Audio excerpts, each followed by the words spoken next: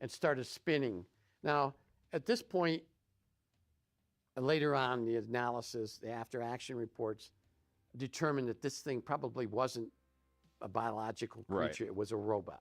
And because none of the bullets harmed him. And this is 1971. We didn't know a whole lot about extraterrestrials at the time. We knew some, but none of these security policemen were ever briefed into any of that. And so they, as it was spinning, anything that got in its way, it would be Knocked harmed or killed. So it spun out into the open on a road, and there was two vehicles there, an armored vehicle, they call it an M706. It's like a armored vehicle. Well, the driver of the QRT then decided to ram the creature. So he accelerated and ran right into it, knocking it over, rolling over it. And then this thing moved all the way out to the perimeter fences back into the UFO, which was parked out there. As they turned around, there was two more humanoids going in that bunker. Now they got three of these things. As those two went into the bunker, then they had to think quick. Let's set up the M60 machine gun. They hadn't fired the M60 machine gun yet. And that's a machine gun. That's the heaviest one we have back then. Back then, yeah. And so they set it up outside and they fired in. Now, I know some people were probably going to say, well, you're shooting at a nuclear weapon. Bullets are not going to harm a nuclear weapon. No, not at all. No way they're going to set that off. Nope. And so they were firing at these two humanoids that's inside the bunker.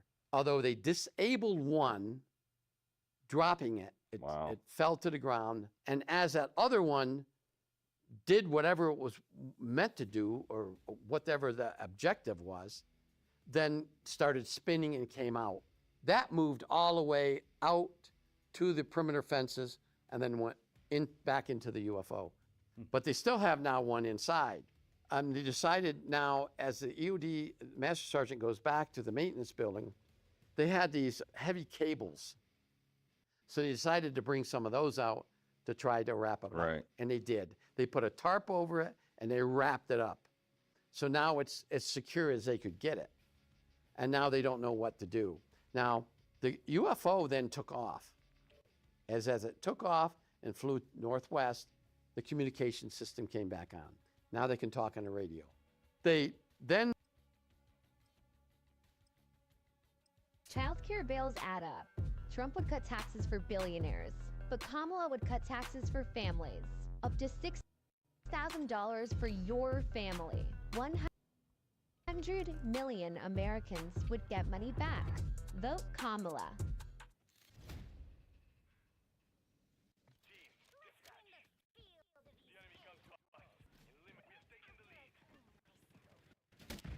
They then brought in a forklift, because this thing is heavy. A forklift and a flatbed truck to put it on. And so while they were doing this, the UFO returned. Uh-oh, here we go. This time, the UFO flew right over the storage area.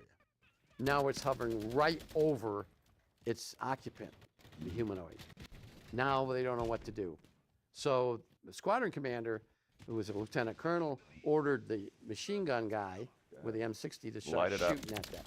And he started shooting at it. Well, it shot back.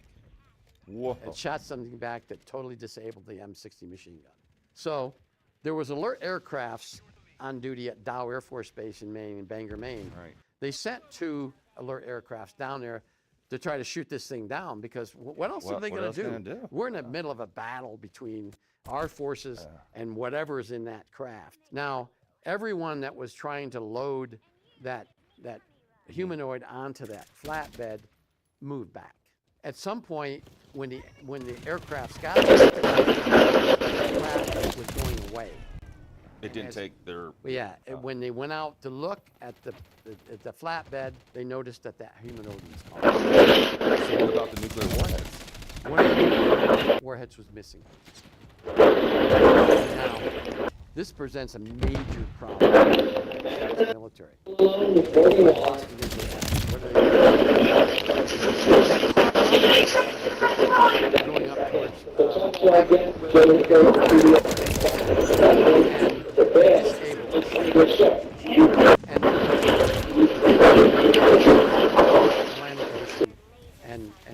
sunk there. It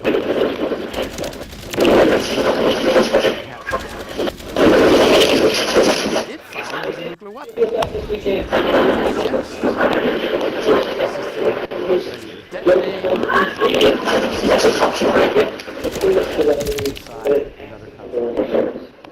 But they found that the nuclear weapon was already ready, couldn't detonate.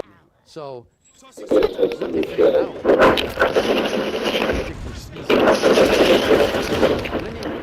disable a nuclear weapon. Don't use it. Disable it.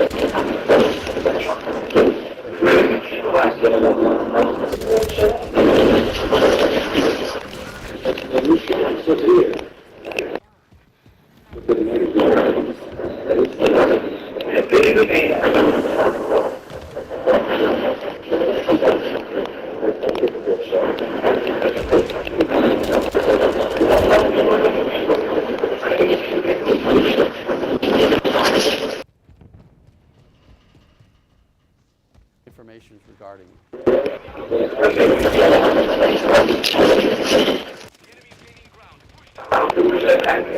also contains on forensic examination of the soil. Although the initial report that was made in 1965 contained a full examination of the soil.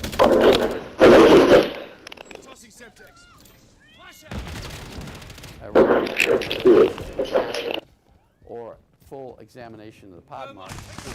Subsequent OSA 66, June of 1966, 15 months after the incident.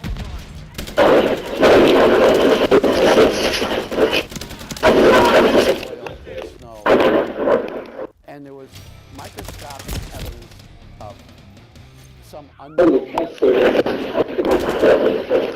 the soil. Placed in old containers. They wanted to maintain the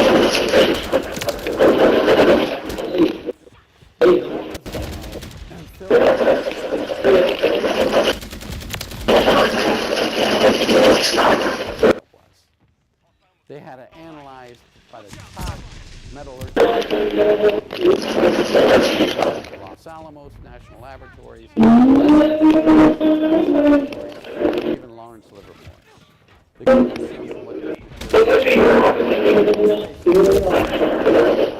something. They can't determine what that material. I was involved in areas of pro-life advocacy for more than 10 years. But what concerns me 25 is not pro-life, it's pro-life. I feel that the government tracking a woman's pregnancy is the most dangerous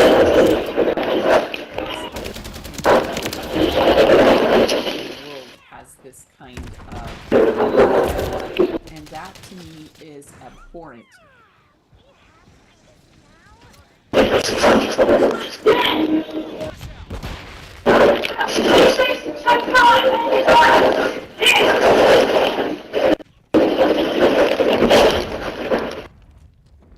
That material was.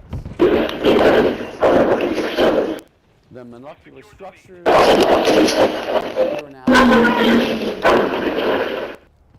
couldn't determine whether it was something within our atmosphere or something that we have on our planet Earth. It wasn't anything within the periodic chart. It contains all our elements. They never found what they've done since some time. And this material might be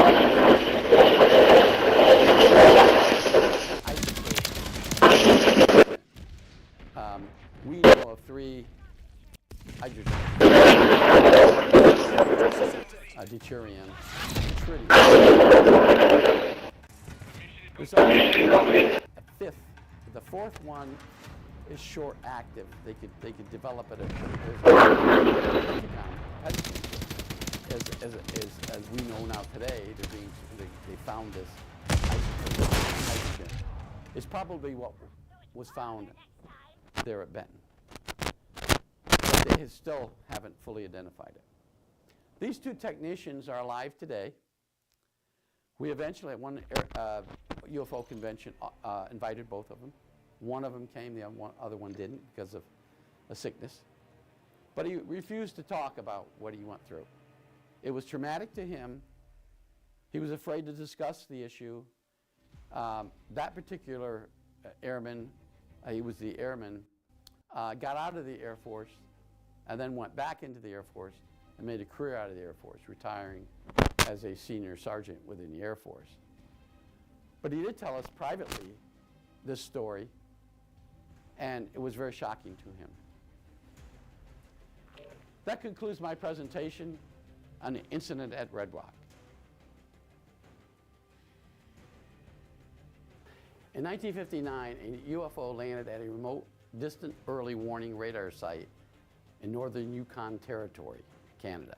The site was manned by U.S. Air Force and Canadian Forces technicians. The site was called BO4 and located at Shingle Point on the Arctic Ocean near McKenzie Bay.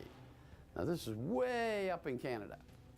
During the early morning hours, a radar technician observed an object flying from the northwest. The technician tracked the object on radar. The object was traveling faster than a normal aircraft. Remember, this is 1959. Thinking the object might be an asteroid, the technician switched on a different radar screen, which confirmed the object was a controlled aircraft changing directions. The technician notified a supervisor, a U.S. Air Force captain. The captain contacted other radar sites along the dew line. Other radar sites confirmed the object was an aircraft. The captain notified the North American Air Defense Command at Ent Air Force Base, which was a newly formed command.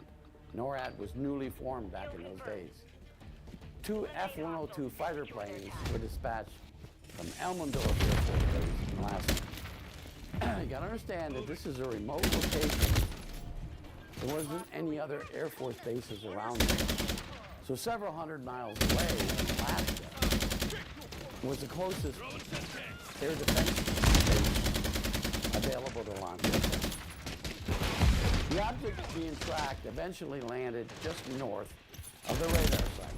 Although the site was manned by military police, there were no fully armed troops within 500 miles of the radar site. The commander of the site, the U.S. Air Force major, was initially told that the object could be a Soviet transport.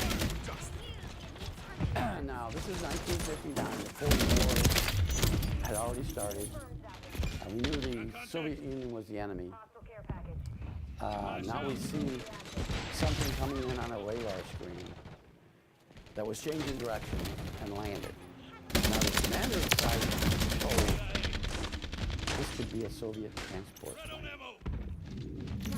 Whoa! With a Soviet transport plane. We're doing a landing in a remote area. Near McKenzie Bay. An invasion. There's certainly a lot of scenarios that we thought about. The commander of the site sounded an alert and issued weapons to all 49 site personnel. The military police assigned to the site left and drove to investigate the object. The military policemen were armed with M2 carbines and 38 caliber revolvers. Upon arrival at the object's landing location, the MPs observed a saucer-shaped craft on the ground. 2 humanoid creatures were outside the craft. They quickly notified through radio command post, telling them that, hey, we don't have a Soviet transport plane here. That's a good news. The bad news, so to speak, is we got a flying saucer on the ground with 2 humanoid-looking creatures on the outside. Now I'm joking somewhat, but that's basically what they had. The creatures were described as 4 foot tall, thin-built, wearing tight-fitting jumpsuits, silver in color. Both creatures wore dark or gray helmets. The creatures didn't seem interested in the MPs. One of the creatures was carrying a long cylinder device. Clearly the device might be a weapon treated to their vehicle and notified the site by two-way radio. However, the radio didn't work. Shortly afterwards, two F-102 fighter jets arrived in the area. These two jets were launched from Elmendorf Air Force Base to intercept this craft in the air. Of course, now it's on the ground. The two creatures got back inside the saucer-shaped craft, and it flew away. Since the 102 were launched from Elmendorf Air Force Base, hundreds of miles away, they had limited fuel, limited flight range. And since the 102s couldn't catch up to the UFO, they had to break away and return to base for refueling. Aircraft from Camos on Vancouver Island were launched to intercept the object. The radar site at Princeton, British Columbia, started tracking the UFO.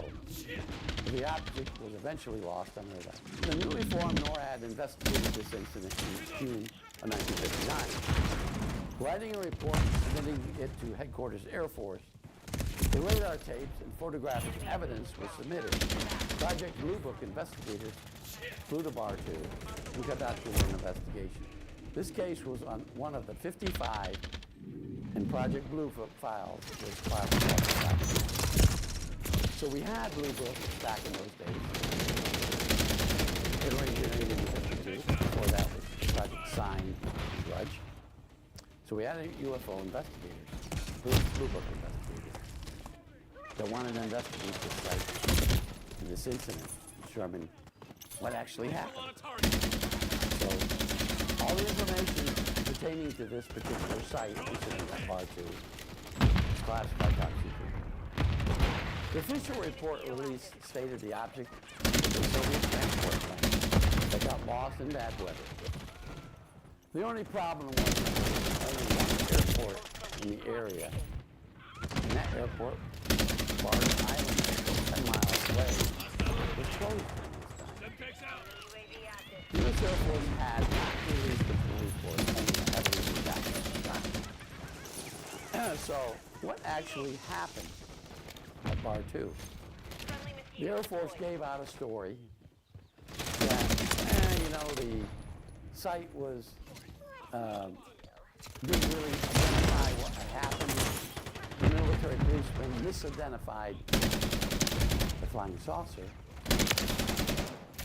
as a Soviet transport. Back in those days, the Soviets didn't have many advances of cargo planes that could fly great distances. And some smart people figured out, in order for that Soviet transport plane to fly from the closest base inside the Soviet Union over the Arctic Circle and land at the base or near the site, they would have to fly 20 seconds without refueling. There wasn't any aircraft in the Soviet arsenal that could do that. This is a document, the history of the dew line, or the distance between one of the radar sites, from 1946 until 1964. Lo and behold, in this document, containing some information about this incident of Bar 2. But again, as you can see, it's redacted. The classification is redacted.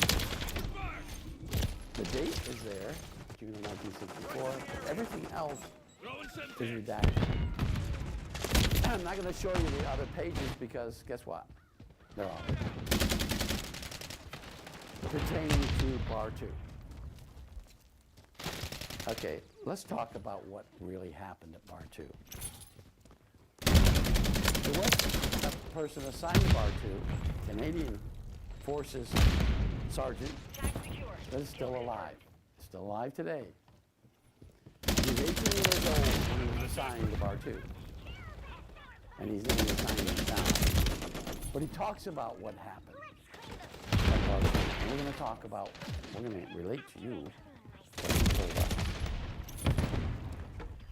It was a heavily fog day when this craft landed. It created a lot of stir among site personnel.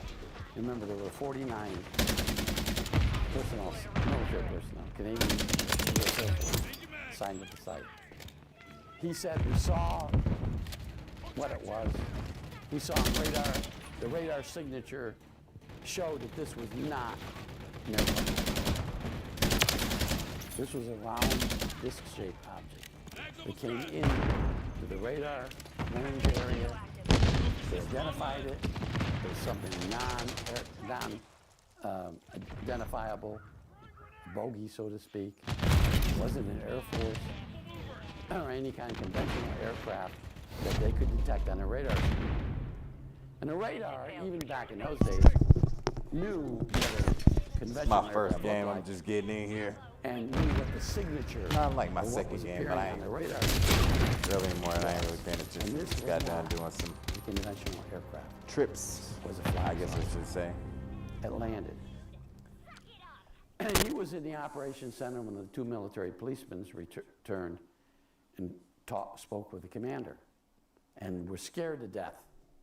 They said that these things, these creatures, were not human. They were alien and had this cylinder object they thought was a weapon. And now this is where it gets really interesting, because one of the military policemen fired his weapon.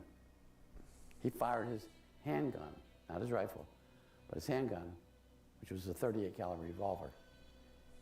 He fired this weapon at the creature, carrying the cylinder.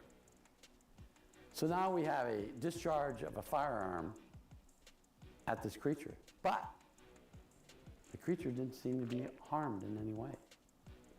In fact, the senior military policeman said it seemed to him like the bullet went right through that creature. Now, if we were to read everything in this document, this entire document, it's going to explain everything that happened at BO4 near McKinsey Bay in 1959. But we're not able to do that. The Air Force is still keeping this from us. Now, we're talking about this. Let's all the things that have occurred in the past. Historical accounts, and contacts, such as this contact. Why not? Let's open this up. Let's have the Department of Defense Inspector General's office given access to this information. Let them go in front of a congressional committee or a Senate committee and report this. Let's talk about these things. They gave gun sight videos of incidents happening at Nimitz and Roosevelt. That's recent stuff. Let's talk about what happened back in the 1950s and 1960s. Let's talk about incident at Bar 2. Let's talk about a confrontation that occurred between a military policeman and an extraterrestrial. So the military policeman fired his gun, but nothing happened. The bullet was through. Didn't seem to harm the extraterrestrial. But we don't know that. Why? Because ETs got in the craft and flew away. The F-102s, and later on, the Canadian Forces F-101s couldn't catch up to this craft. If it was a Soviet transport craft, we could have overtaken it. In fact, it would still be on the ground because it would have ran out of fuel. So we would have had it on the ground. And in captivity, the Soviet Union. The Air Force report doesn't talk about the Soviet transport plane, or where it went, or how it was refueled, and how it took off.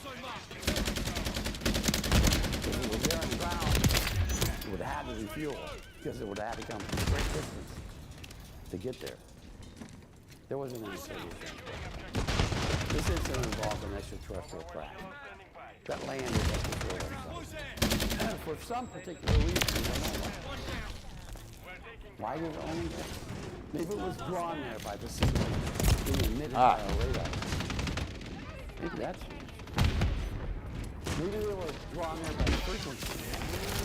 Radio. A radar operates on frequency.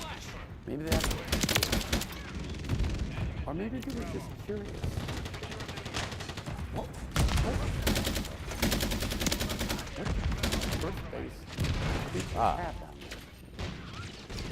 So they went down there and investigated themselves. And lo and behold, they've been confronted by Earthlings, and one of them firing some kind of a weapon. We don't know anything other than what I just told you. But if we could get this document and get it unredacted to this disclosure that we're supposed to have, we can learn more about it and at other locations around here. I hope you enjoyed this presentation on the incident at Bar. Until next time, Richard Doty.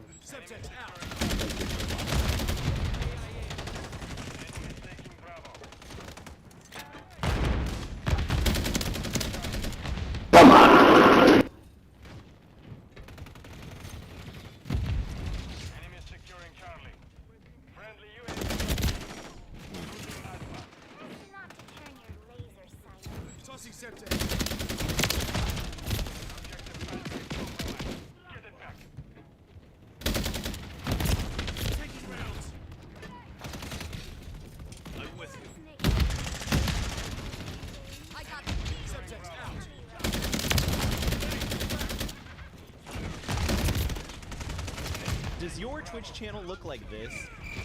Don't worry, mine did too when I first started. And by the end of the video,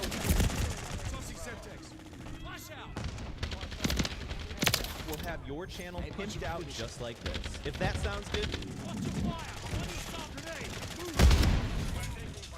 drop a quick like on this video so other people can find this video, and let's get started. So as you can see here, we are on our ugly and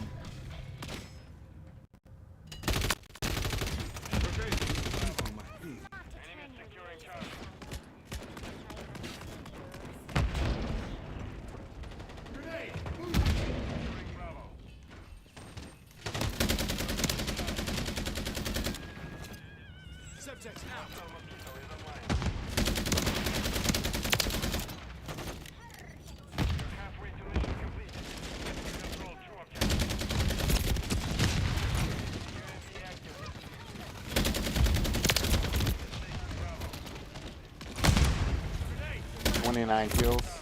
And I'm very lucky to have Carl Nell here joining me for this conversation. Carl, thank you so much for coming. And Anthony and AJ over at Salt, thank you so much for hosting this. So Carl, maybe to begin, can you share a little bit about your background, who you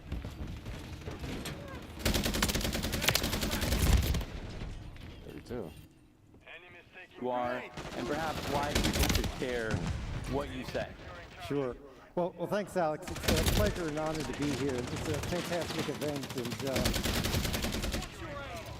I'm glad to see a large bunch of folks that stuck it out to the end for this talk. So I was fortunate. I had a 4-year ROTC scholarship to Penn. I graduated with a degree in electrical engineering. The Army sent me overseas to do signal corps engineering projects, so I did a lot of strategic projects in Europe. I ended up working in Army Space Command. I commanded a satellite ground station, war trace to the Joint Chiefs.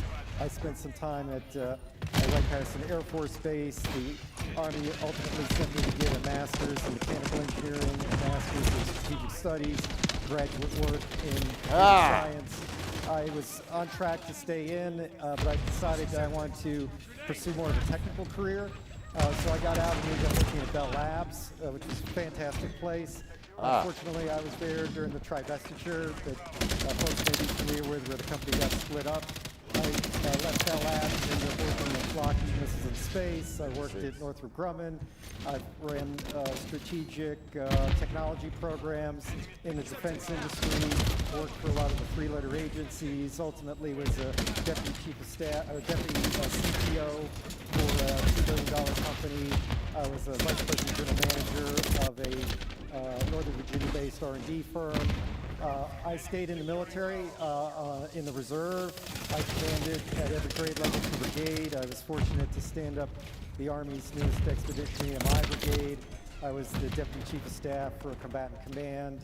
Ultimately, this experience sort of combined to give me the opportunity to come in and advise Army Futures Command, the largest reorganization in the Army Reserve since really 1973, and how the Army could be more effective. And my last assignment was involved with the UAP task force, which maybe is the most apropos. And so, Carl, here's a million-dollar question. Do you believe that a higher form of non-human intelligence has visited this planet? Correct. So, non-human intelligence exists. Non-human intelligence has been interacting with humanity. This interaction is not new, and it's been ongoing. And there are unelected people in the government that are aware of that. And so, Carl, that is quite a bold statement. I'm wondering, and I'm curious, how confident are you that that is true? There's zero doubt. And Carl, what evidence have you seen? What was the moment where you developed this level of conviction? Because what you're saying is extremely consequential and very important. And I know that a lot of people here, even perhaps, may not believe that statement. Yeah. Well, probably a better way to ask that is how can the folks in the audience come to the, a common understanding of what this phenomenon is? And so there's sort of two tracks here. One is from first principles, and another is actually from the data. So let's take a look at the data. So we can look at some folks that have very high level access to information, like Paul Hellyer, the chief for Canada, has come out and said the same thing. We can look at Tom Eshed, the head of Israel's, or former head of Israel's Space Force, has said the same thing. Chris Mellon, Deputy Assistant Secretary for Intel, SAPCO, has essentially said the same thing. Lou Elizondo has said the same thing. David Grush has said the same thing. David Grush cleared for presidentially level material. So you're looking at people that are in a position to know this, and they're telling you the same thing.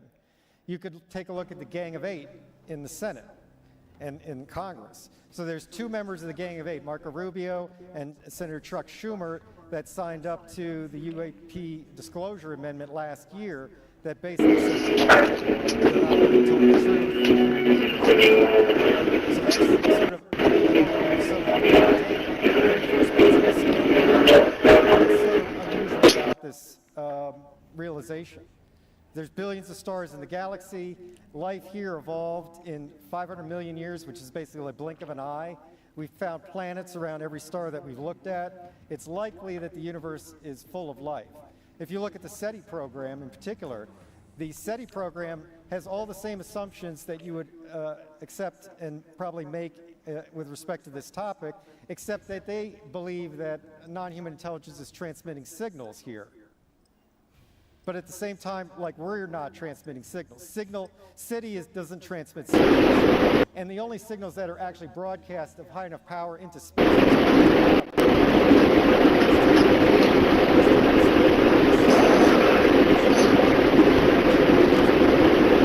satellite, we're going to fiber. Broadcast TV is a thing of the past. And if you get to some state where society is stable, maybe we don't need ballistic missile early warning systems. So the other guy is probably not going to transmit. But what the other guy may do is come here if that's possible to do. And there's physics models that suggest that may be possible. And Carl, what you're saying is extremely consequential, and you've referenced other people that have said the same thing that also have similar credibility. There's similar reasons for why we should believe many of these folks, yet the government itself has not formally disclosed. They've been very reluctant to do that. Why? Why do you think that is? So there's 6 basic reasons, and this, again, you could draw this out. For instance, there's national security reason. There's the lack of a plan. There's the potential for societal disruption. There's the possibility that there's some non-public agreement. There's the potential for misdeeds and the desire to cover up misdeeds. And there's the basic organizational intransigence and lack of priority that might be associated with the topic. So all these things are factors. The issue is that really the national security issue subsumes all the others. And so there's an opportunity maybe to contract the national security issue, similarly to what was done with nuclear weapons and nuclear energy, such that nuclear energy is not necessarily classified and is available to the public. But lack of a plan and the potential for societal disruption are key ingredients that would prevent any responsible leader from coming forward with information that they don't have the means to address in a responsible way. It would be irresponsible to do that. Okay, so what you're saying is that you have absolute conviction that a higher form of non-human intelligence has visited this planet, that there are factions within our own government that know about this, yet we still don't have a plan, and they may represent a security issue. This may pose a threat to humans, yet you still believe that we should disclose. Is that right? Right. So there's really 3 reasons that trump all those others. And those others are basically valid, like I said. So the first issue is the moral right. The government exists for and by the people. And so the nature of reality is fundamentally not government information. People have a right to know the world in which we live, and the pursuit of happiness requires that knowledge. So that's sort of the first kind of overarching philosophical foundation for this. But, you know, as a corollary to that, if there are misdeeds that were done, then they need to be remediated. If there's lack of proper oversight, which is suggested by some of the whistleblowers, that needs to be remediated. So the first issue is the moral issue. The second issue is being in a reactive mode is never preferable to being in a proactive mode. So reactive mode is basically trying to prevent disclosure. But failing that, you might get a situation where you have catastrophic disclosure that creates all the problems that you were trying to prevent. So a more balanced middle path of controlled disclosure is the best way to do this, which is again an argument for some amount of disclosure. And the third part is simply societal advance and global competitiveness. More brain trust needs to be brought into this topic in order to make progress and to improve society. And so all 3 of those things together trump the 6 other reasons for non-disclosure. And what do you think happens if we don't disclose? I know you mentioned this idea of catastrophic disclosure. Maybe disclosure may be forced upon us. How do you think about that? So the situation is usually thought of as a binary state. It's like an all or nothing. People sort of argue this, but anybody paying attention realizes the government has already indicated that unidentified anomalous phenomena are real, they're not ours, and they're not our adversaries. The Pentagon has said that. Like, for people that are paying attention, like, that shoe already dropped. So for a lot of people, they think that the second shoe to drop is this is non-human intelligence, and maybe the conversation stops there. Like the president comes out and says, you know, there's non-human intelligence. The truth is that will precipitate this crescendo of other questions that maybe the government's not ready to answer, that will court, if not precipitate, potential negative ramification for society. And so as an example of this, I would actually point to something from the ancient past, the Bronze Age collapse. So Eric Klein, Princeton University, 2015, wrote a very interesting book called 1177 BC, the year that civilization failed. And so this is well known to current scholars. Within a single lifetime, all of the very effective ancient civilizations of the Bronze Age failed due to a confluence of reasons that are not necessarily fully understood today. So we're talking about Egypt, the Hittite Empire, the Minoan Empire, the Manasseh Empire, the Babylonian Empire. All these civilizations failed, never to return, other than, let's say, Egypt. And so these are highly sophisticated civilizations with highly developed infrastructures, highly developed administrative states. They were globalist, in a sense, very similar to today.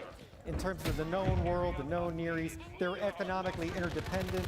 They had both diplomatic ties and commerce ties. And yet these civilizations failed in a single lifetime because of the pressures that these civilizations collectively could not address within the time frame. And so if we look at our society today, one might argue that it's similarly fractured, similarly under economic stress, similarly under cultural stress as well, fractured and fragile diplomatic situation. It mirrors very much this scenario. Yeah.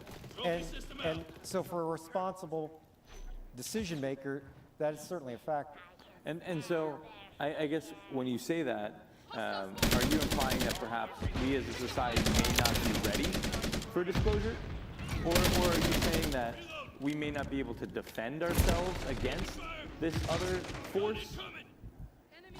So there's sort of different viewpoints on whether people are ready to deal with this phenomenon. And popular culture is kind of infused with this stuff. Roswell became a meme a long time ago. We got programs on Ancient Aliens, Skinwalker Ranch, all this stuff. I guess I would draw an analogy though for people believe in a certain faith tradition, whatever that faith tradition is, and hold to that, subscribe to that in a very serious and devout way, and sort of pose the question, even for folks of that ilk, and I would count myself as one, if you're confronted with the reality of the religious belief system, like the reality of the metaphysical, an angel, a messenger from God, what have you, that's going to be a sea state change in your way of dealing with reality, right? Even though you already believe it, right? So it's one thing to believe and it's another to know. And I think in this context, this phenomenon has the potential for an analogous effect both on the individual and on society. Yeah, but do you think that the phenomenon, this non-human form of intelligence, represents a threat to humanity? So this is a good question too, and some of the other folks have sort of framed things in that light. And I guess I would suggest that the universe is governed by conservation laws, and it's probably reasonable to assume that laws of nature that we understand apply everywhere. We may have incomplete understanding, and that we do, of these laws, but they're sort of homogeneous and they apply throughout the universe. And so those laws are governed by conservation rules. There's conserved quantity. And so this reality really forces a Darwinian type competition in order to survive.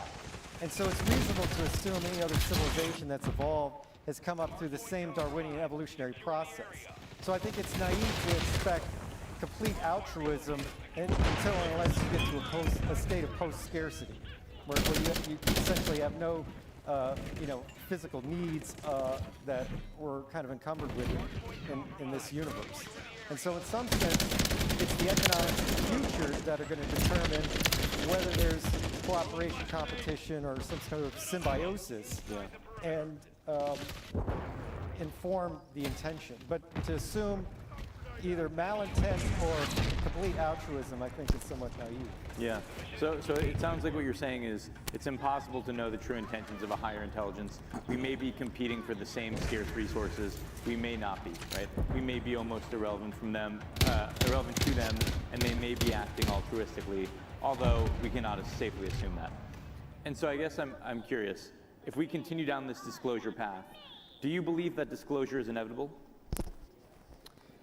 So, again, people that sort of look at this topic and study it, and there have been some good examinations on this from a historical standpoint, have realized that, like, we're not in really a new state. Like, this sort of disclosure emphasis has come and gone over time.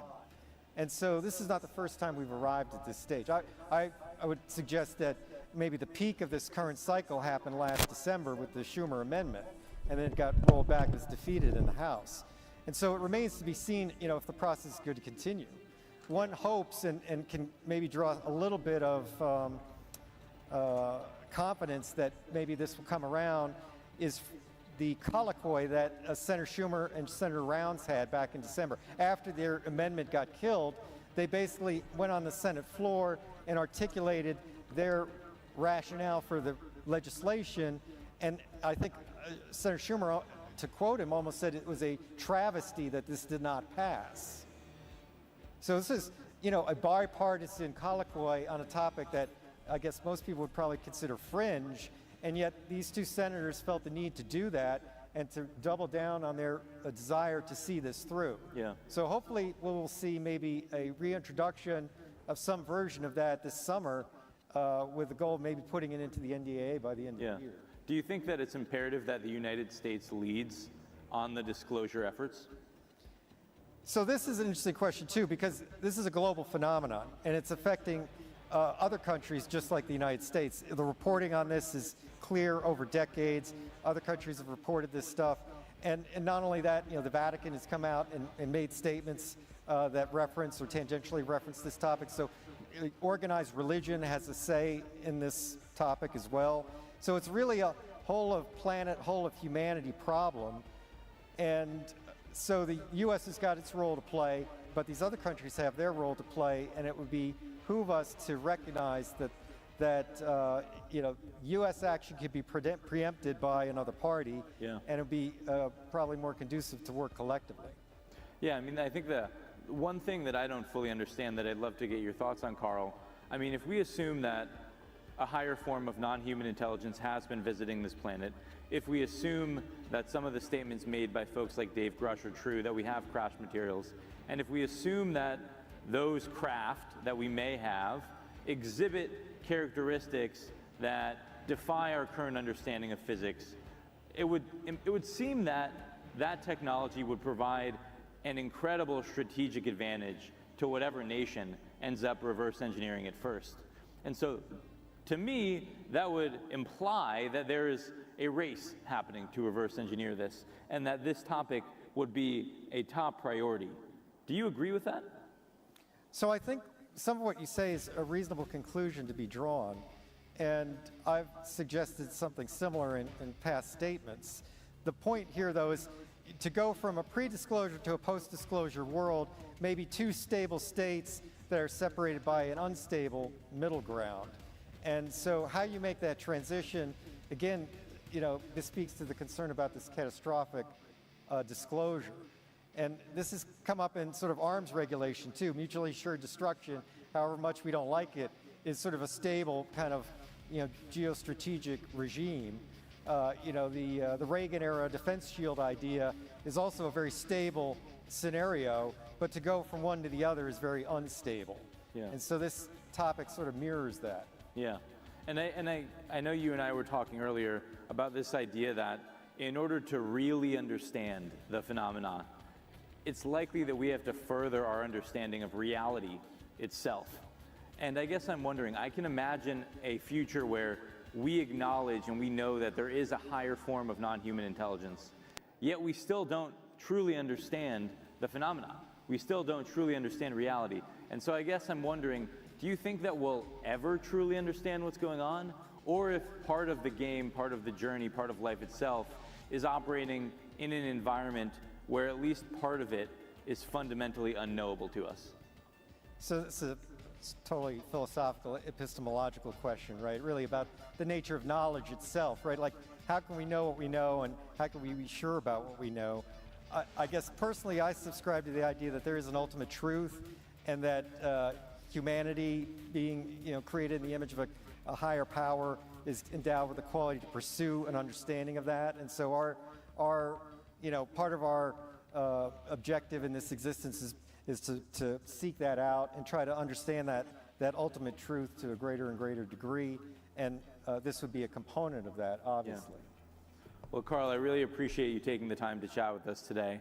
I'm hopeful and optimistic that together maybe we can move the ball forward here and further our understanding of what is really going on, because I certainly agree with you. I think it is very consequential that we figure this out. So thank you again for coming. Thank you again to SALT for hosting us. And thank you all for listening. Bye. My pleasure. Thank you.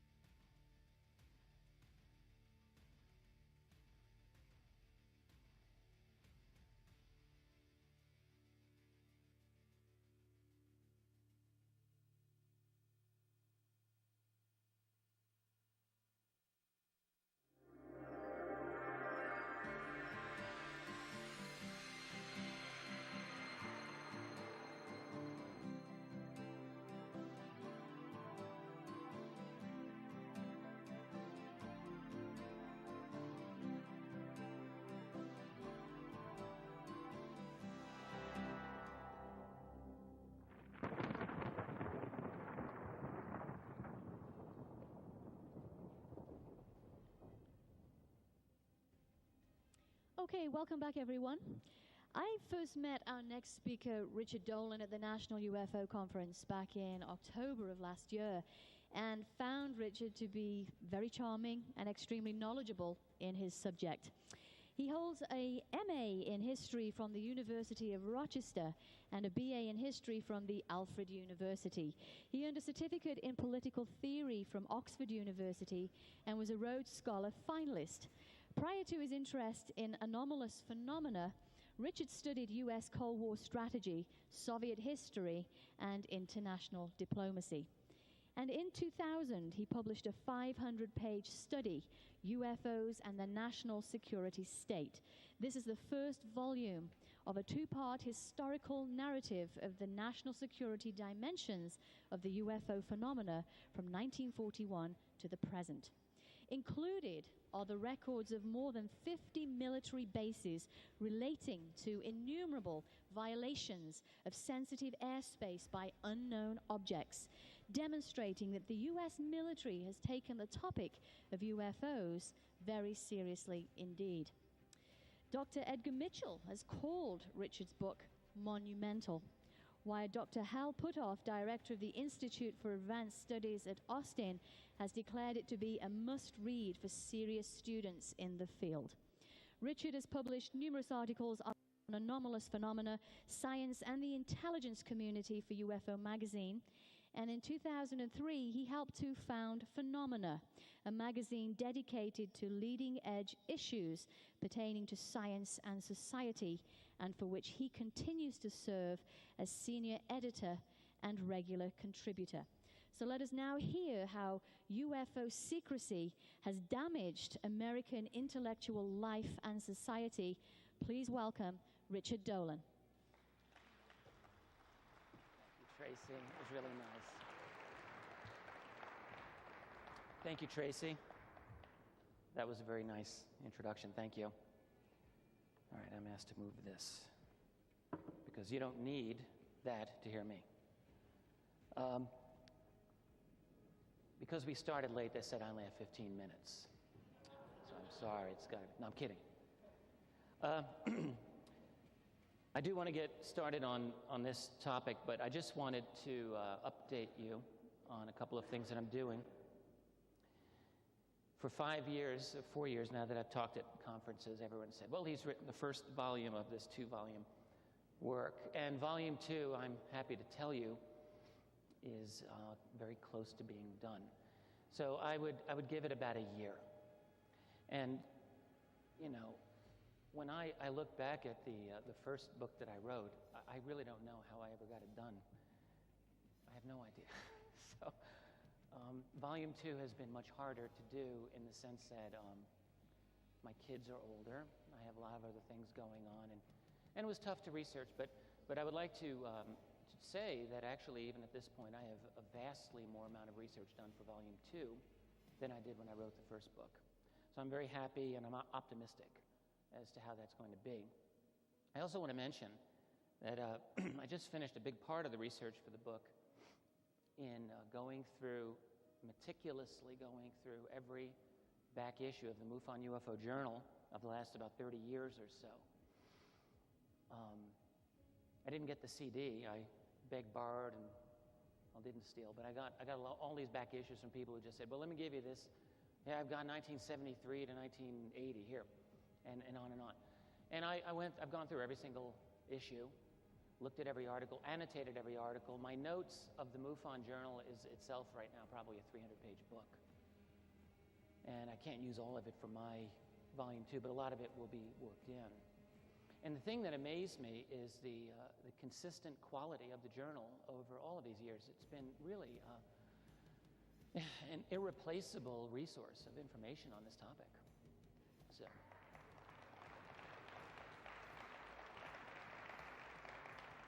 As a result of that, this is so funny because when I got into this field, I said, well, I don't want to be part of any organization because I want to be independent and blah, blah, blah, blah, blah.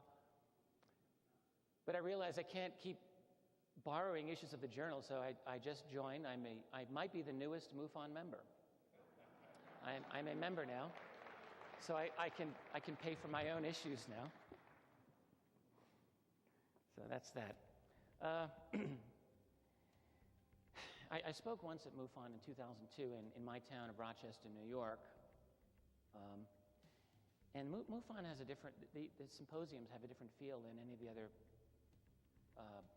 conferences that I've attended, in the sense that MUFON is different. MUFON is the organization that for over 30, 35 years has promoted the concept of scientific ufology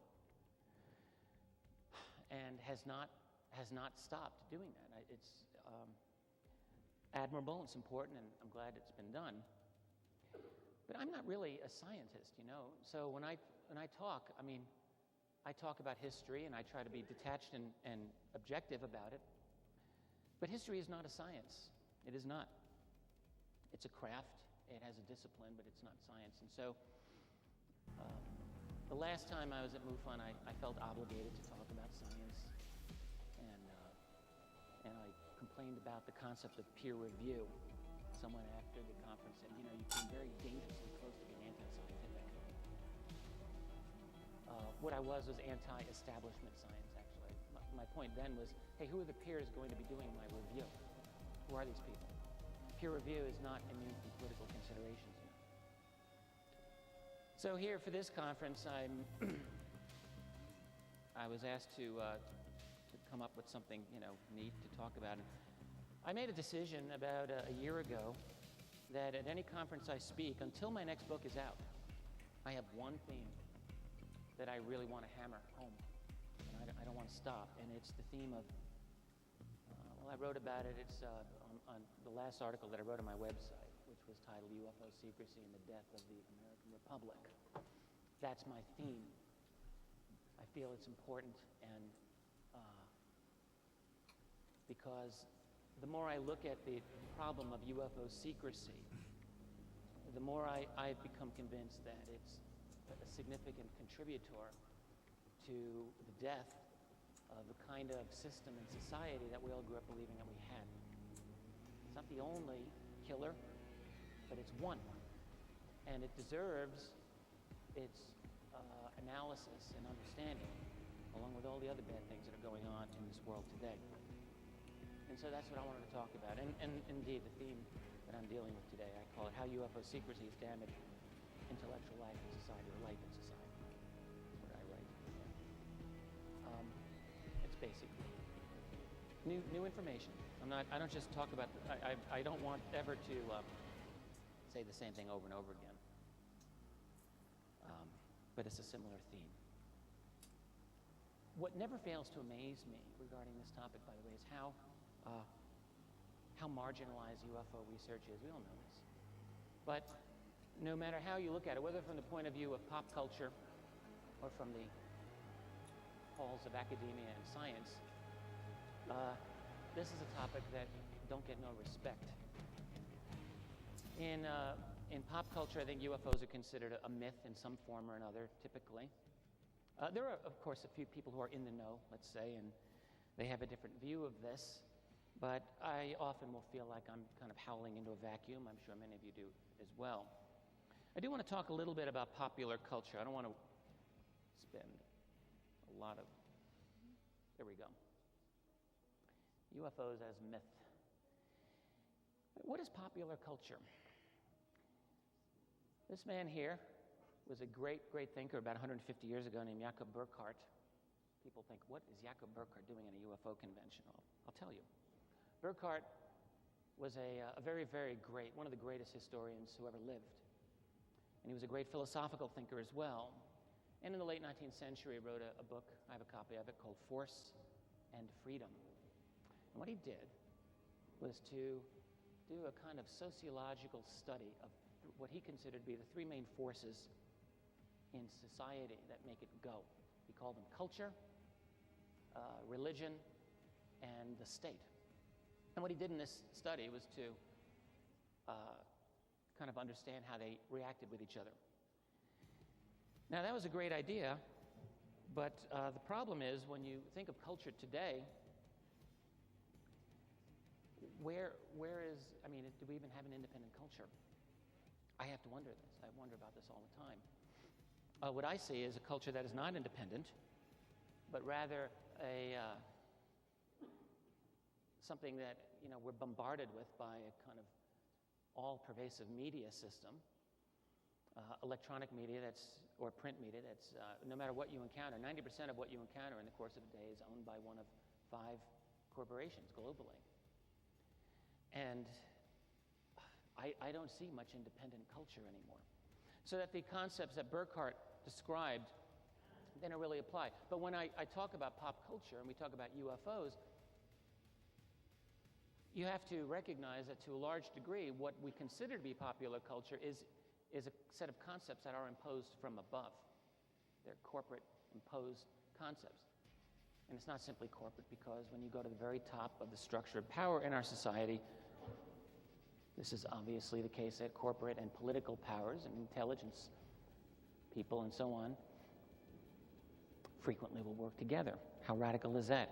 30 years ago, that's a radical statement. Today, it's like, yeah, big deal. We all know this. So gone are the days of Burkhardt, gone are the days of a largely independent culture. And yet, within such a culture, UFOs exist. How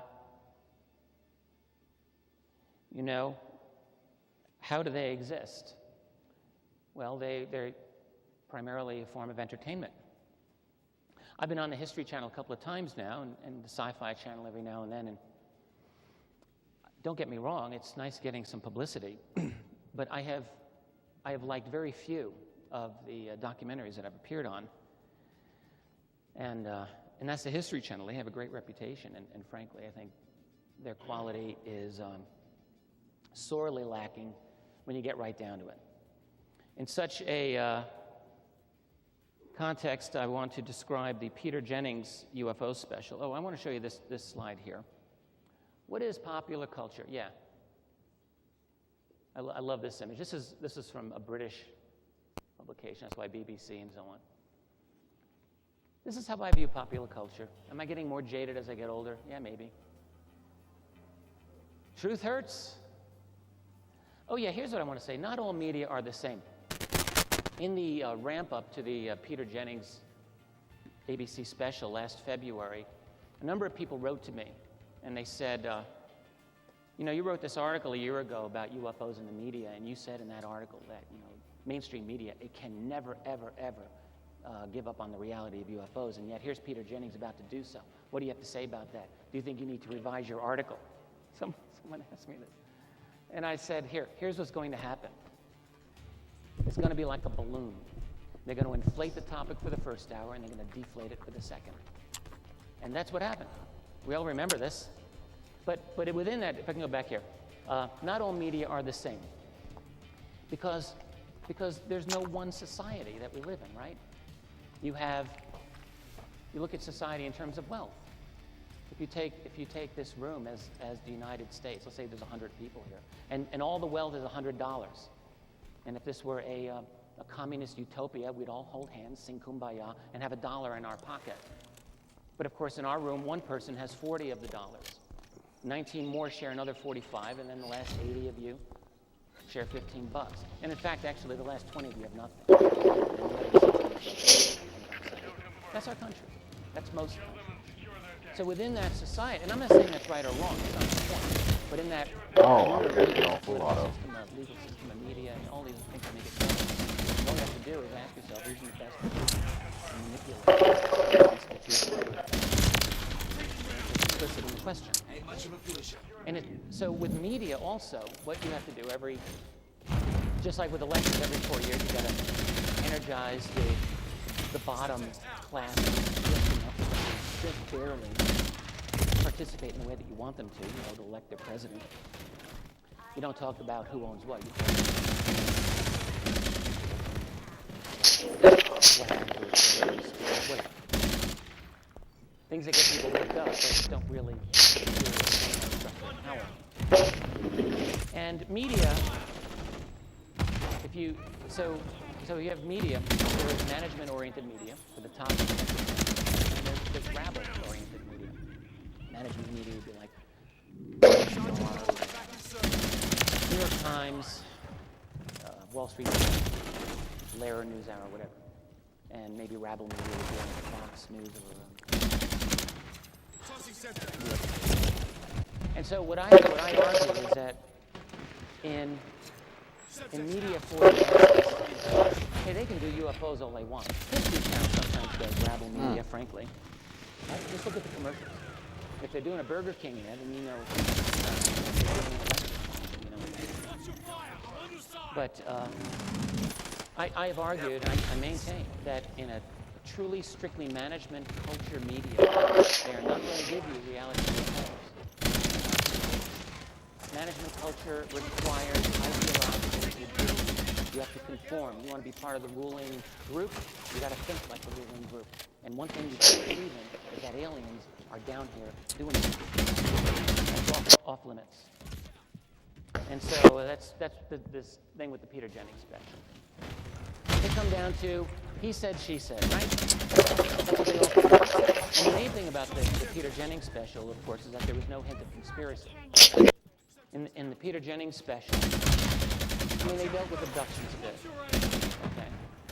But there was really, primarily, then they bring out the SETI people and talk about, what if there's life out there? This is how you understand in this infantile, utterly childish manner. When we got serious things going on here, no hint of conspiracy, no hint of black world technology, no hint of mass criminality to fund such programs. I mean, think about how much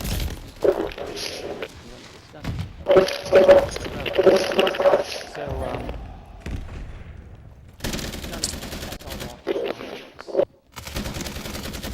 regarding scientific culture, the other, let's leave pop culture for a moment and let's deal with more gratifying.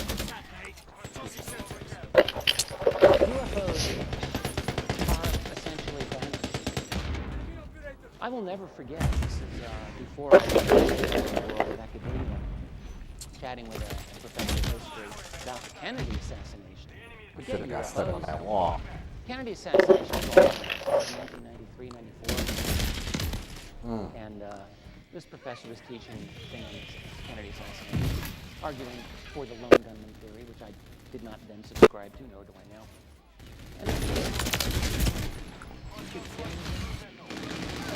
Well, 13, 14, I ain't bad at the same one. Good. Oh, you're right.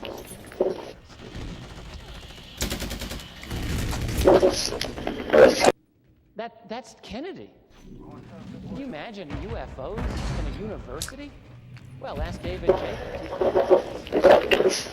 The man, he's had a lot of difficult times in the university because of his interest of it. We all know what happened to John Mack, Harvard, nearly censured and ruined by his so-called colleagues at Harvard University, who were so scandalized, good Lord, at one of their own attempt to study something as ridiculous. So within this culture, and this is management culture, right? This is elite management culture, which is why ideological rigidity is necessary. If you're going to rule, you've got to be part of the club. Hence the conspiracy. It's not that they're all in on it. They're just all scared as hell. They don't want to break the ice. The last thing here is that the result of such social pressure on very, very foolish statements, such as this gentleman here, Seth Shostak, on the Larry King special just the other week. I mean, I wrote this down.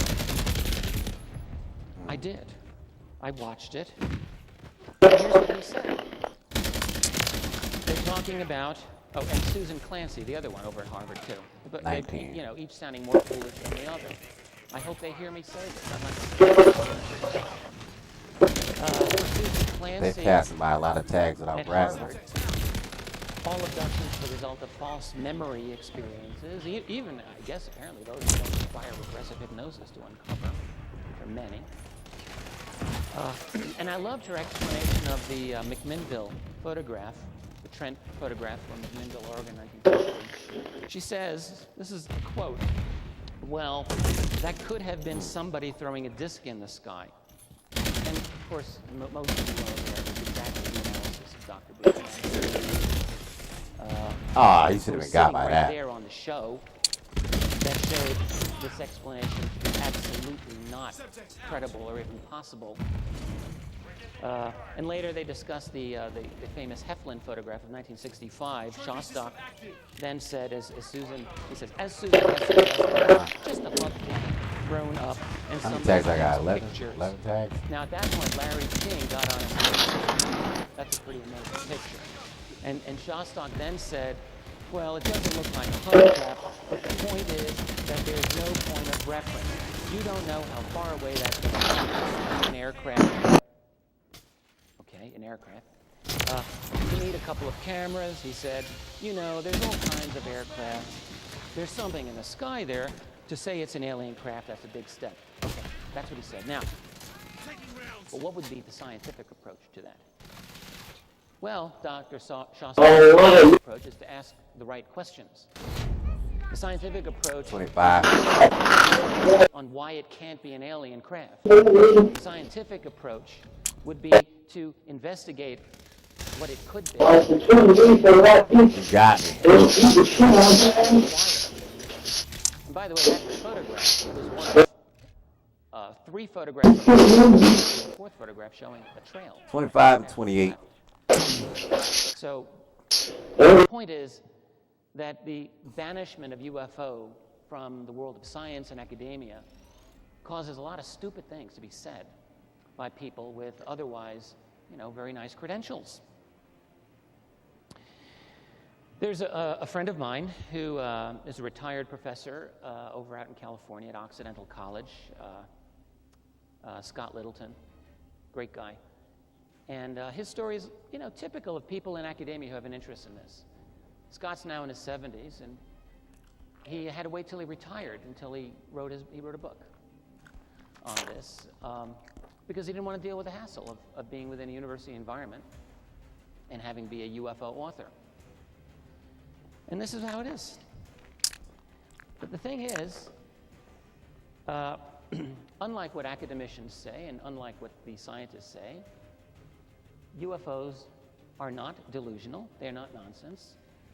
They are not here solely for the distracted ingestion by the masses. They're real. There are some things that we can say very confidently. There are some things that we can't say quite as confidently. What we can say with absolute confidence is that the UFO phenomenon has involved real technology doing real things that are not supposed to be possible. And that's quite a lot right there. But there's more. This technology, since at least World War II, has engaged in a confrontational and at times provocative manner with U.S. military forces and with military forces of other nations on many occasions. It's involved airspace violations. It's involved alarmed responses. It has elicited the concern of some of the highest ranking individuals within the military intelligence community in this nation. So whatever these objects are, they are a matter of national security. That we can say with absolute confidence. We can thank the Freedom of Information Act for a lot of this knowledge.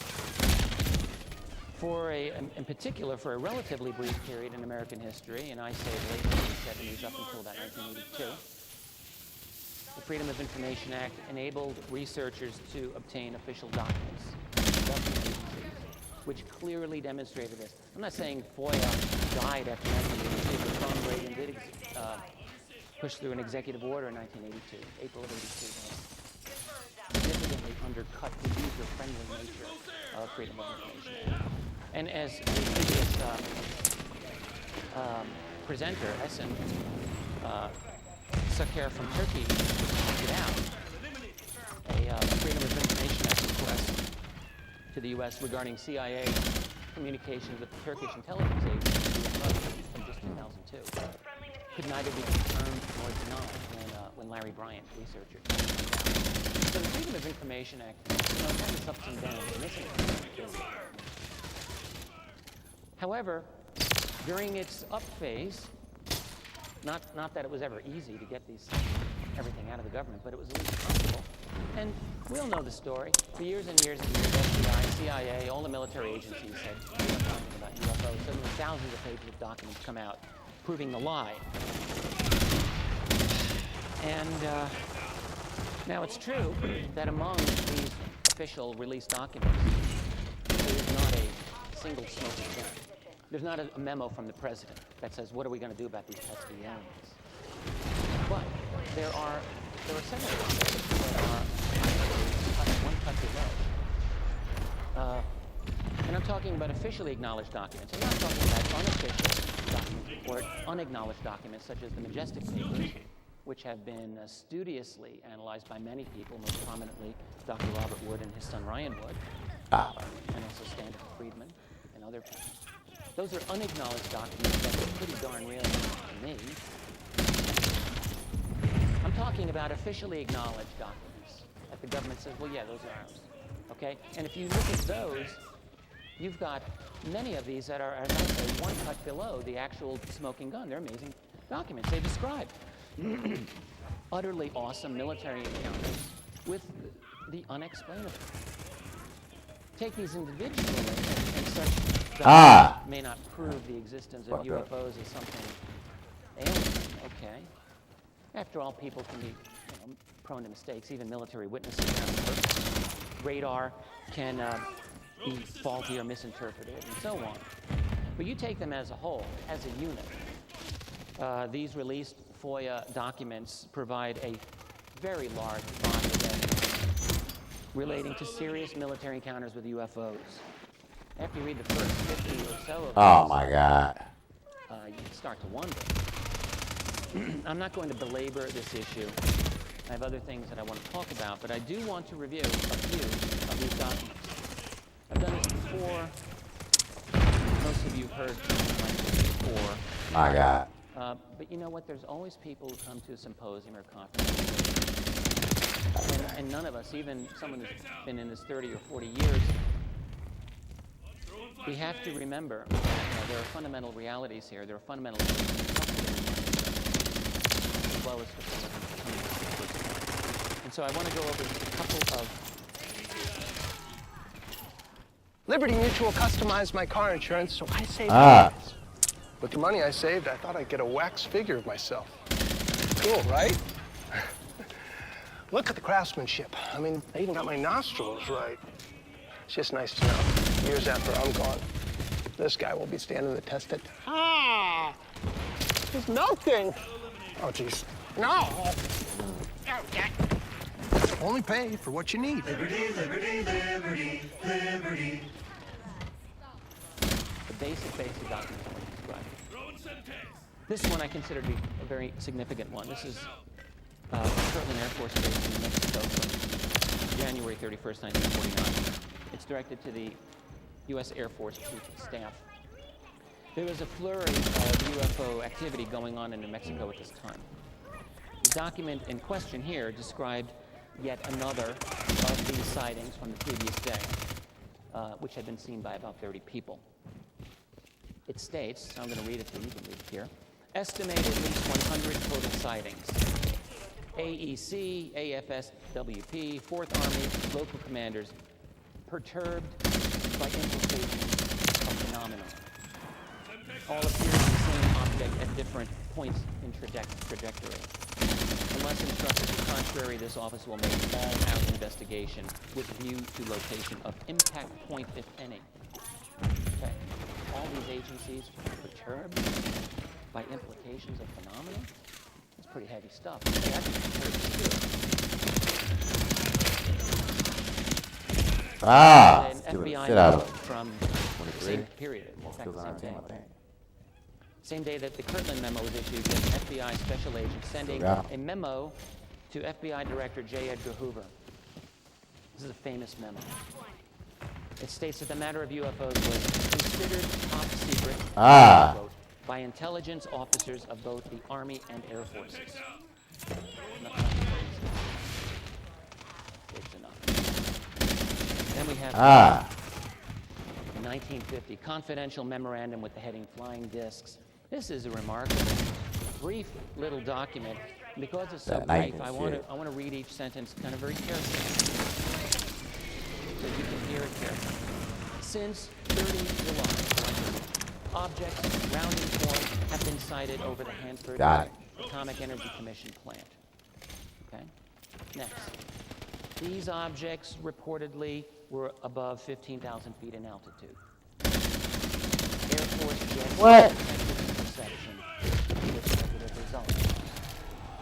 He was trying to kick me.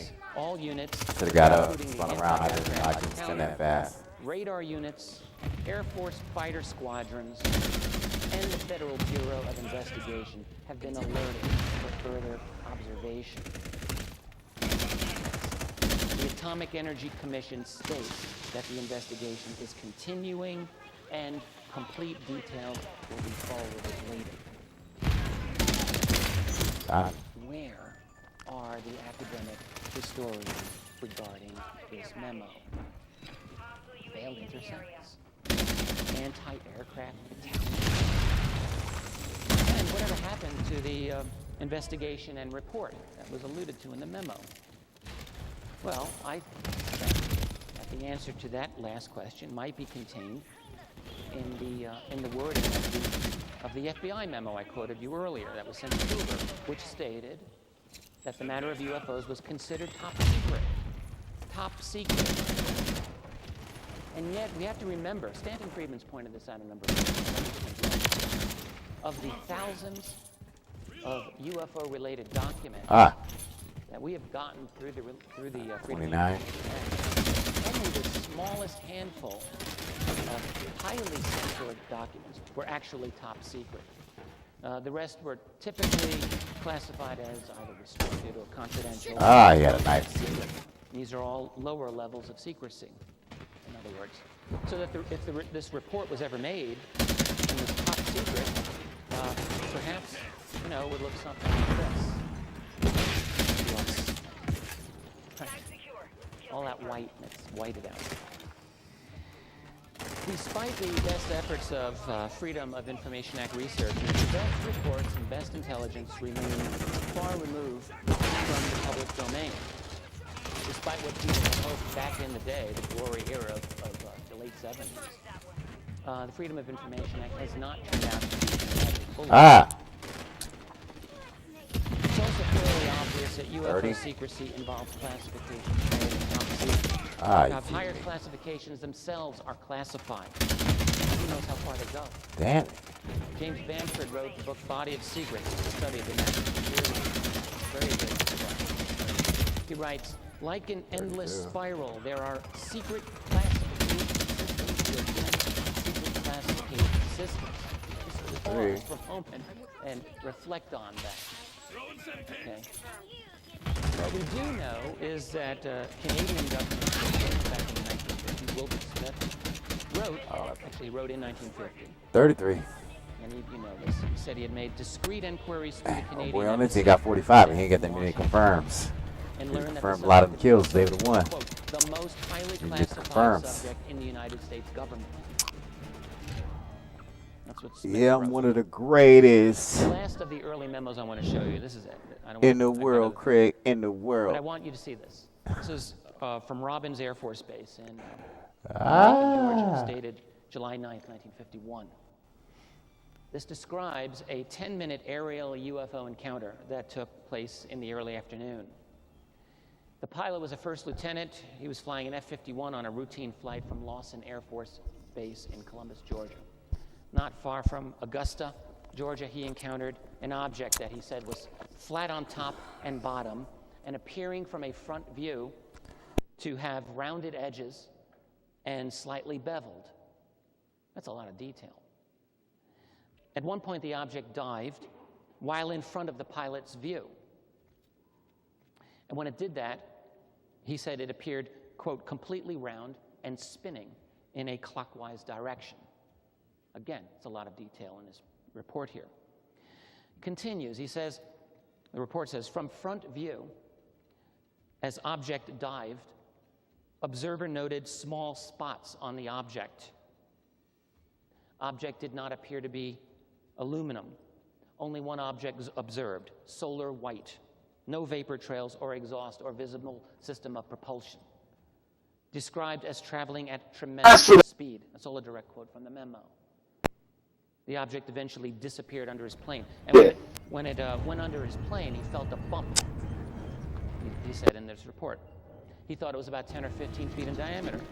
Boy, some rookies, man, they about to learn. Feet of it. I mean, it's just incredible detail. And it's one of the they get ready to learn out here.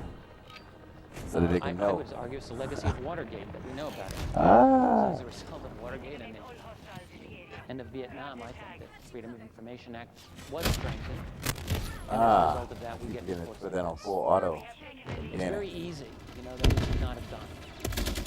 I mean, the people who made these reports. Oh my God, it cheated me. That was right on his head. I imagine they had no idea day one day. How do they keep cheating me? I don't know. So there are other documents like the ones I've been showing you, but expanding on this I think would be pointless. You get the idea. Taken as a group, they establish that during this early period, at the very least, there were quite a few events that were recorded and classified by American military and intelligence personnel that they took seriously. And it is not hard to understand why. Now let's make things a little more interesting and depart from what is proven beyond a doubt to what the situation looks like, okay? In other words, let's analyze. What were these early UFOs? Were they Soviet?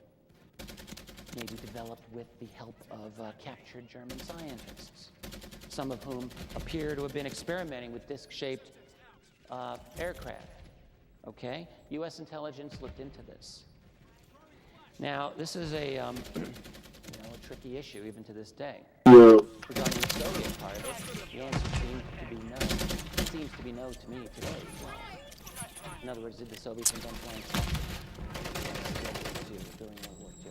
Doesn't look like it. What about the Americans, though? What about the Americans? Smart German scientists. Well, people have been looking in this one for a long time as well, and, you know, I don't know if I have the full answer on this. I don't know if anyone really does. The author, Nick Cook, I'll show you his book right there. This book came out after mine did. I wish it didn't, because I would incorporate a lot of it in, but that's life. Nick Cook was the senior aviation editor for James Defense Weekly. It's about as mainstream conservative as you could get. And he looked into this. And he wanted to... My name is Damien. I'm from Michigan. I voted for Trump in 2016, and I will never vote. Great, goddamn motherfucker. I find Trump to be extremely disrespectful to the veterans. A previous general said he called us suckers and losers. This isn't the only time Trump has been disrespectful to veterans. I don't think he actually cares about us at all. I will be supporting Kamala Harris in the name of freedom and choice in America.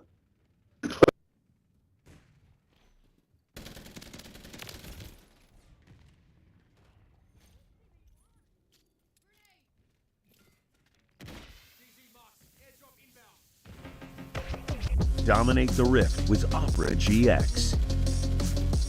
Install any official LOL esports mod from GX Store to unlock bonus content and features. Browse the collection and choose a mod. Open GX Corner and scroll to the Riot section with a brand new co-streaming hub. Set your language and choose a stream. Only on the browser for gamers. On Opera GX. He wanted to know, like that. did the Germans create flying saucers? In his field, he said, we call it the legend. Well, it becomes clear when reading his book that there was very, very interesting research being done by the Germans during World War II in things like gravity research, for example. Even Nick Cook speculated time travel. What's in there? That's important because, as many of you realize, he's a careful guy. But it has to be emphasized that what he found, I mean, he did find some smoke. In other words, concepts and drawing board stuff. He did not find fire. He did not find evidence of anything operational, in other words. Not during, now I'm talking about the 1940s and 50s. He speculated that it was possible that a major breakthrough would have occurred as possibly as early as the 1960s. Oh, but even there, he was somewhat non-committal. From that side now. The documentation we have indicates serious efforts going on in anti-gravity starting in the mid-1950s. If anything started sooner than this, we have no documentary evidence. That's not to say it did not happen. But if it did, I'm not aware of documents that show this research earlier than that. And if any of you know of it, I would like to know. Now, the other problem that I have with the theory of flying saucers as some kind of deep black U.S. project, at least in the early years, my problem is, why were so many of these encounters with U.S. military so provocative, so confrontational? Like 1951 pilot encounter that I mentioned. Or the many incidents that really got base commanders worked up. To me, I have a hard time understanding how this makes sense as a covert project to screw with American military personnel in this manner. And again, if someone does, I would truly like to know. Not denying that. Now, you can always speculate that there's a truly rogue human group that invented or radically advanced technology. I mean, a group beyond militaries and official governments. Okay? And indeed, it is my feeling that such has become the case again. I say feeling, I cannot prove this. Could it be the answer to the sightings of the 1940s and 1950s? You're still hiding over there like a bitch, huh? I'll concede it. But there remains a matter of evidence, and I am not aware of any. Now, that's a conservative interpretation of the situation. That is a human solution. And it's not exactly conservative. The more radical interpretation, of course, is that this technology was not human in origin at all. Either way, this is obviously a serious matter and very serious people. I said I wasn't going to show you any of the documents, but I guess I forgot. I want to show you very briefly. H. Marshall Chadwell was the CIA's deputy director of scientific intelligence in 1952. That was a year that UFO sightings were getting rather out of hand, you might say, not just public, but a lot of military encounters as well. You can imagine that concern happened at very high levels. This is the year, of course, that UFOs were seen over the White House and made the front page of the New York Times, and on and on and on. Okay, we only have really a handful of documents and statements that have come down to us from that summer. A couple of books, a few reports and memos, that's about it. But this is one of them, and it speaks volumes. It's a very brief document prepared by Chadwell for his boss, CIA Director Walter Beadle Smith.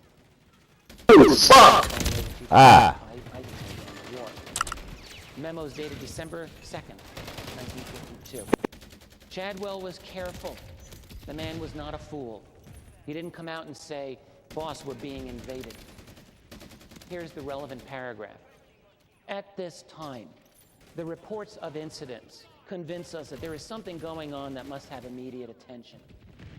Sightings of unexplained objects at great altitudes and traveling at high speeds in the vicinity of major U.S. defense installations are of such nature that they are not attributable to natural phenomena or known types of aerial vehicles.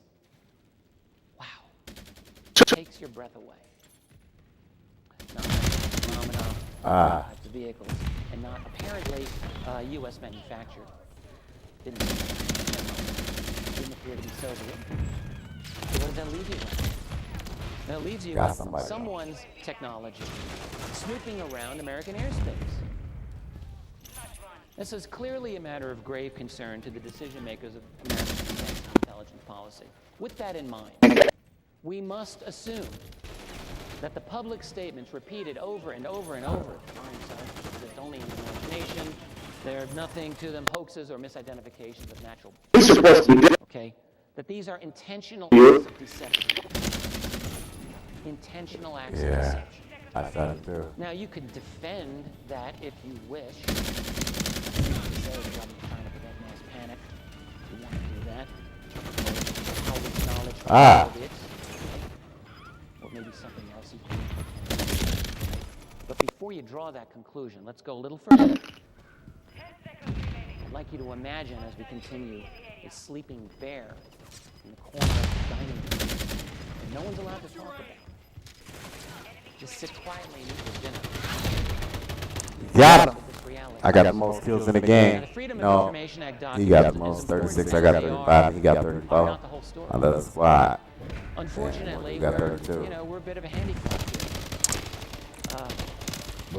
I just can't walk into the Pentagon. Can I take a look at these things? Can't walk into CIA.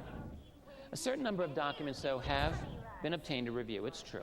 But in reality, this is like the spray of the ocean, where the actual ocean is still roped off. So we have to be resourceful. You can't just be a historian. You have to be a journalist. You have to seek out people who have something to say on this matter. You have to judge their credentials. You have to check their facts. You have to try to keep piecing the story together. This is not an infallible process. Everyone knows this, but it's necessary. And you have to rely on your best judgment and your sense of caution throughout.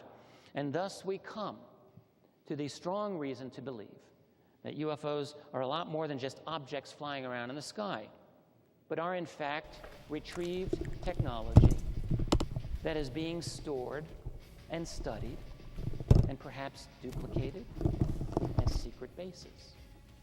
We come to this likelihood that there are alien bodies as well that have been studied by human scientists. And we come to this amazing conclusion because more than 50 years of history point inexorably toward it.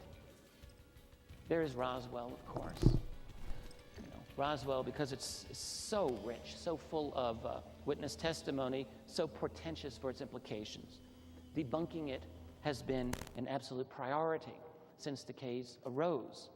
Roswell will not go away, however, despite the recent ABC effort to do so. But even if you want to ignore Roswell, if you insist on ignoring Roswell, in my opinion, it doesn't really matter, all right? There have been multiple retrievals of UFO technology by the U.S. military. Many. Some of the best known, you have Kingman, Arizona, 1953. You got Las Vegas in 1962. You got Kecksburg, Pennsylvania, 1965. There are many others, okay, in which U.S. military teams worldwide have been retrieving what are genuine UFOs. People have leaked information about this from time to time. I mentioned Wilbert Smith a little while ago. Well, he made another remarkable statement on this. He said, shortly before he died, in the very early part of the 1960s, Smith said that during the great wave of UFO sightings in 1952, U.S. military shot off a piece of a flying saucer near D.C. He said that the Air Force, the U.S. Air Force, had loaned him a small piece for a very short time, in his words. He showed it to his friend, U.S. Navy Rear Admiral H.B. Knowles. When Smith was asked if he returned the piece to the Air Force, he replied, he said, "Not the Air Force, much higher than that." He was asked, well, was it the CIA? And he chuckled, and he said, "I'm sorry, gentlemen, I don't care to go beyond that point.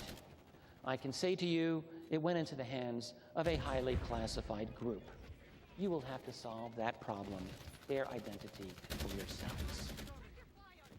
Claims and statements have been going around for years regarding the storage of alien bodies at secure facilities, most notably Wright-Patterson Air Force Base in Dayton, Ohio.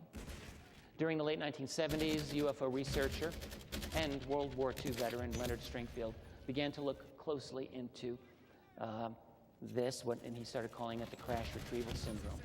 People contacted him anonymously. He followed leads. Well, they weren't anonymous to him, but you get the idea. They didn't want their identities known. He uncovered a lot of people. By the early 1980s, Stringfield had spoken to about 20 first-hand military informants who had either worked on a UFO crash retrieval or seen alien bodies in storage. And he had also talked to another 30 or so who were direct intermediaries. By all accounts, Leonard Stringfield was a very careful researcher. He honored his promise to protect the identities of the people who came to him. He never jumped to conclusions about what they told him. He always considered the possibility that he was being played. But he ultimately believed that the sources were too widespread. They did not appear to coordinate. They appeared to be genuine, and the information appeared to be legitimate in his judgment. Collectively, they told the story of several crash retrievals of alien vehicles by U.S. military personnel. They told the story of the housing of bodies and the study of technology at deeply classified levels. Let me skip by the next thing here. It's not necessary for me to... Oh, no, I do want to talk about this. Edgar Mitchell, and I think we're all very sorry that he cannot be here this time this week. I personally missed the chance to talk to him again. So let's talk a little bit about it. You know, he's talked publicly about this for a couple of years. I'm not telling you anything that he said. He has said that he has more than one elite connection. Now, look, when you're a moonwalking astronaut, who's not going to anybody you want? And he's got some pretty important friends. He said two of these very elite individuals confirmed to him independently of each other the existence of these black programs to study alien technology and bodies. Edgar Mitchell said this. Where's the media? I mean, it's as if Neil Armstrong were to say it because they're in the same club. And where is this? There was an article in the St. Petersburg, Florida Times a little over a year ago that described this, and I mean, utterly trivialized it. The entire import of what he said was utterly lost. So you have to wonder, is it just incompetence or is there something else going on? Well, I want to keep going here. It's just, you know, the secrecy on this is so unbelievable. And I think that it's part and parcel of an apparatus that is just absolutely nothing, but which does not exist officially. Richard Sauter, Dr. Richard Sauter, whom I like personally very much, and I have a tremendous amount of respect for him. He has documented the existence of an enormous system of underground bases and even tunnels that stretch throughout the United States. That's what it looks like. Some of this research has pointed toward the likelihood of a massive shadow government, so important, so powerful, that it appears to have authority over the real government. Richard's careful. He didn't say definitely this is the case. But that's what it looks like. I have a friend who's a military attaché. He lives in D.C. He's got a very high government level. He hangs out with admirals, big shots like that. He told me a story. He has a friend who's a senior congressional aide with significant budgetary review responsibilities. After a long period of number crunching, this aide came to the conclusion that there existed an enormous black arm of the U.S. government. For an executive arm of government. Okay. A substantial, powerful, expensive, and secret executive branch of the U.S. government, in the opinion of this congressional aide. He believed that it was connected to UFOs. I was unable to get any further information about this person. I'm sorry. There's an even more suggestive link to the deep black world and possibility of alien technologies and bodies. And this is a woman who is the former Assistant Secretary of Housing and Urban Development under the administration of George Bush in the early 1990s, 41st president, Papa Bush. This is Catherine Austin Fitts, who, after leaving government, has become, in my opinion, one of the leading analysts of the black budget. She wrote a great article called What's Up with the Black Budget. I would encourage every one of you to read it. Google it, you'll find it.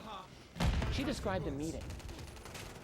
Listen to this. She described a meeting she had in 1998. This is after she left the Bush administration, right? With John Peterson, who was head of the Arlington Institute, a very important military center, okay, in Washington.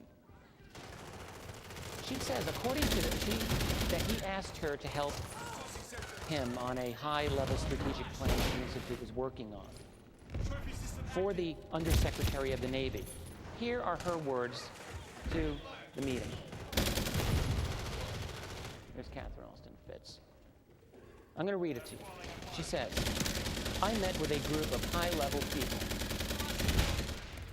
in the military in the process, including the Undersecretary.